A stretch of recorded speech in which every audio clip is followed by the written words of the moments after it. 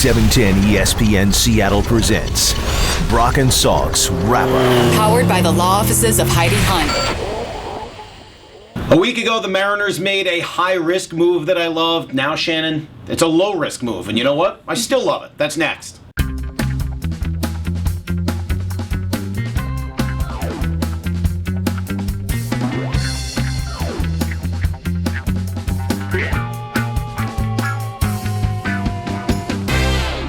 All right, nice to have Shannon in with me because, I don't know, Brock bailed to go to Bellevue or something important, more important than us. So let's talk a little baseball and let's talk Kevin Millwood. Just as I loved the Jesus Montero, Michael Pineda deal last week, and I know it still isn't official, but whatever, was made last week, I love that for its risk factor. I think it's a calculated risk that Jack had to take based on the construction of his roster and what else was out there.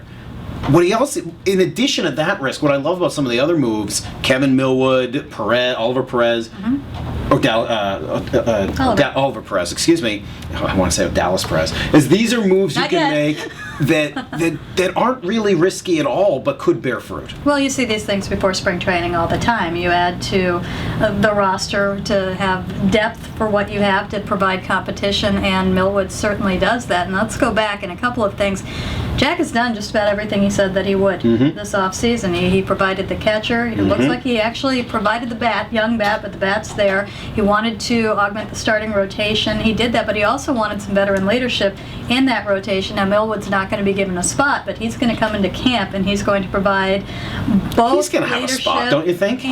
Don't you think when all is said and done, Kevin Millwood starts with this team on the roster? I have no doubt that's in his mind. What he did in the short time in Colorado was impressive. Sure. I think he's going to fit beautifully into this park. Something else, you probably don't know this.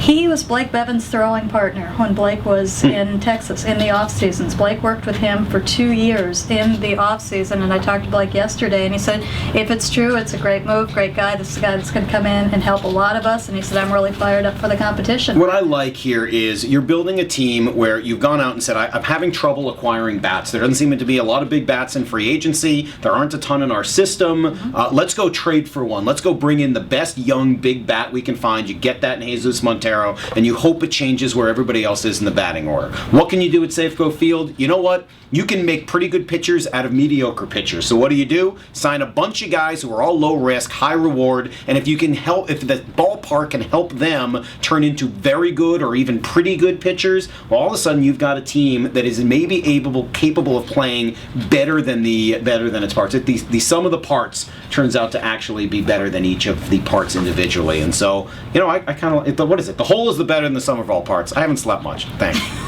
Something like that.